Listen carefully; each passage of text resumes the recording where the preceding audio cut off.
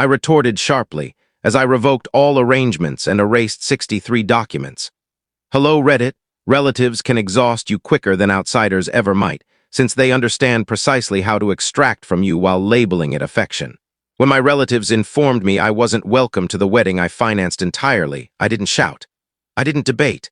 I simply grinned and removed all they relied upon. My name's Alex, and for as long as I recall, I've been the reliable person.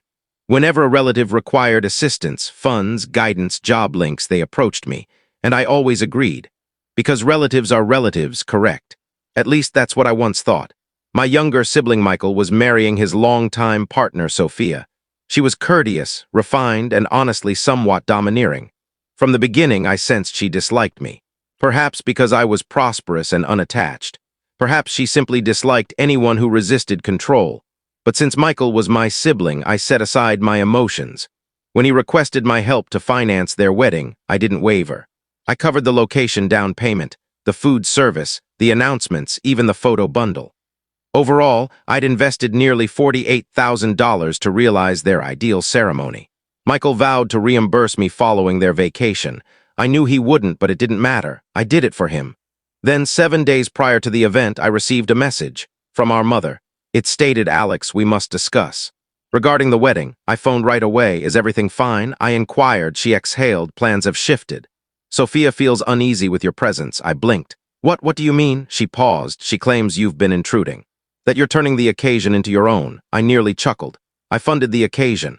What aspect makes it about me?" She exhaled once more. "Just comprehend. Alex, she desires a serene day. Perhaps it's better if you stay away." For an instant, I believed it was a prank. Then Michael messaged, "Hey buddy, please don't get upset. Sophia just wants intimate friends and relatives present." I gazed at the text. Intimate friends and relatives? I was a relative. I responded deliberately. "So I financed the whole wedding and I'm excluded." He answered, "We'll compensate you, I swear. It's simply complex at the moment." I remained there rereading that text repeatedly, and that's when it struck me. They didn't view me as a relative. They viewed me as a bank account. A convenient cash machine they could disconnect after the withdrawal finished. I inhaled deeply, looked at my device, and experienced a serenity I hadn't known in ages. Then I composed one last response. "Then cover the costs yourselves, parasites," and I sent it. They didn't respond. But I didn't require a reply. Because during the following 3 hours, I ensured their charming dream ceremony became a monetary disaster. I accessed my computer. First, I terminated the location booking, the one registered in my name. No reimbursement for them, as the payment method was mine. Then I contacted the food providers, informing them the installment arrangement was invalid. Next, the photographer. I had complete authority over that reservation, including entry to 63 high-quality design documents for the announcements and electronic samples. Each one eradicated. No duplicate. No restoration. Then, for extra assurance, I terminated the luxury car hire, the floral shipment, and the entertainer's advance. In under 60 minutes, all they'd boasted about for months vanished.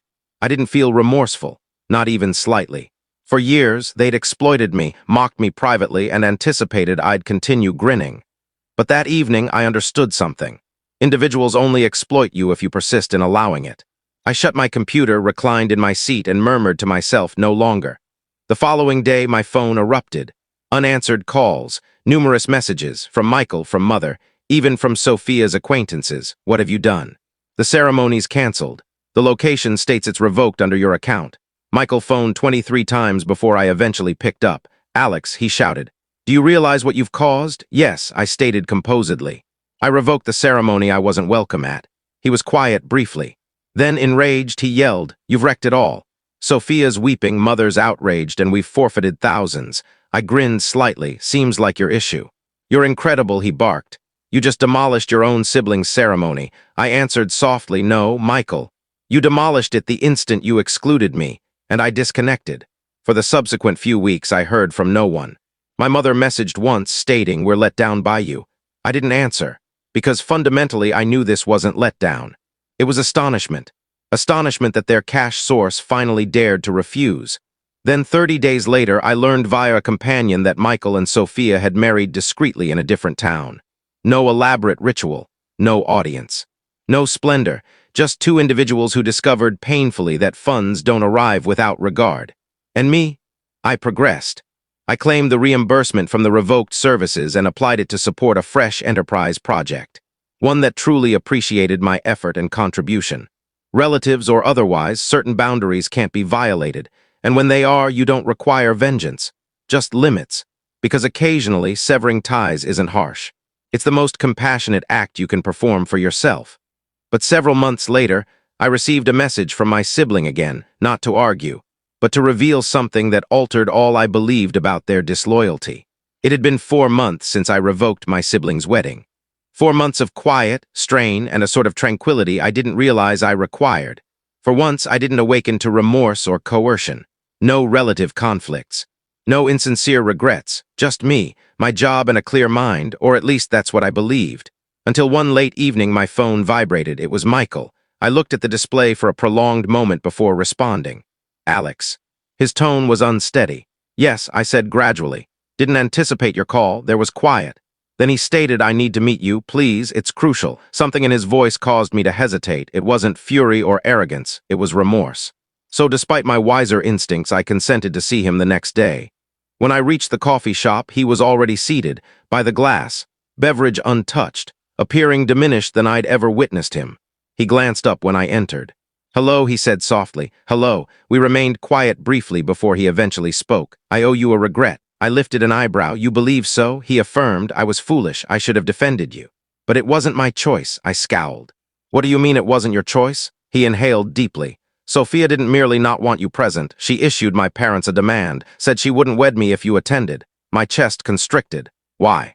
She claimed you made her feel inadequate, that she didn't want rivalry at her own ceremony. I blinked, shocked. Rivalry? Michael, I funded the ceremony. I wasn't rivaling her. I was aiding you. He affirmed, embarrassment overwhelming his expression. I know. But she informed Mom and Dad you attempted to dominate all. She claimed you ridiculed her concepts, assumed control of the organization. None of it was accurate.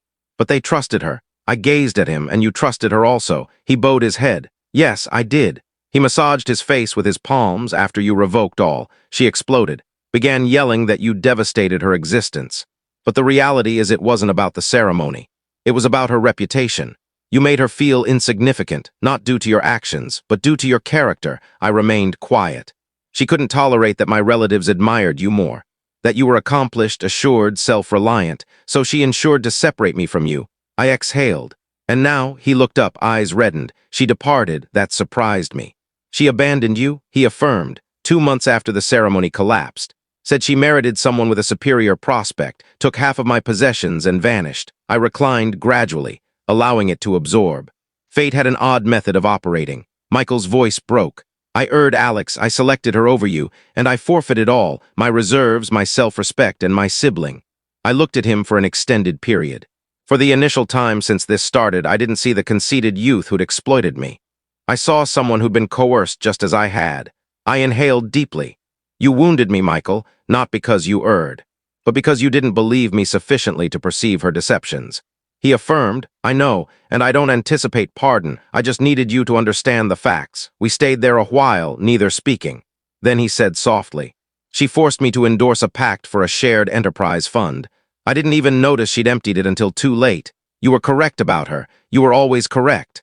I looked at him and said gently, being correct doesn't reduce the pain. He offered a faint grin. Yes, but at least I can begin anew. This time I'll manage it independently. I reached into my coat and extracted a small packet. What's this? He inquired. I pushed it over the surface. A launch funding contract. $10,000, no charges, but one stipulation. He scowled. What stipulation? You create something genuine. No easy paths, no relying on others, not even me. He examined the document, then back at me, wordless. Alex, after all, I interrupted him. You're still my sibling. That evening after he departed, I remained in my vehicle for a prolonged time. Not furious, not eased, just serene. Because pardon doesn't imply overlooking what occurred. It means you've ultimately ceased allowing it to dominate you. A few weeks later, I got a message from Michael. Initial customer agreed today. You were correct about all. I won't squander this opportunity. Thanks. I grinned. For the first time in a long period, I was pleased. Not just for him, but for myself for discovering serenity without requiring a regret initially. I never reunited with my parents afterward. They were ashamed, and I didn't force it. Sometimes, allowing individuals confront the consequences of their decisions is the sole way they grow. As for me, I continued advancing. More insightful, more composed, and finally liberated. Because ultimately, relatives don't always signify lineage. It signifies regard, truthfulness, and faithfulness. The type that doesn't include stipulations. They attempted to excise me from their narrative. But what they didn't grasp was that I was never merely a segment in theirs. I was the one who mastered how to craft my own conclusion.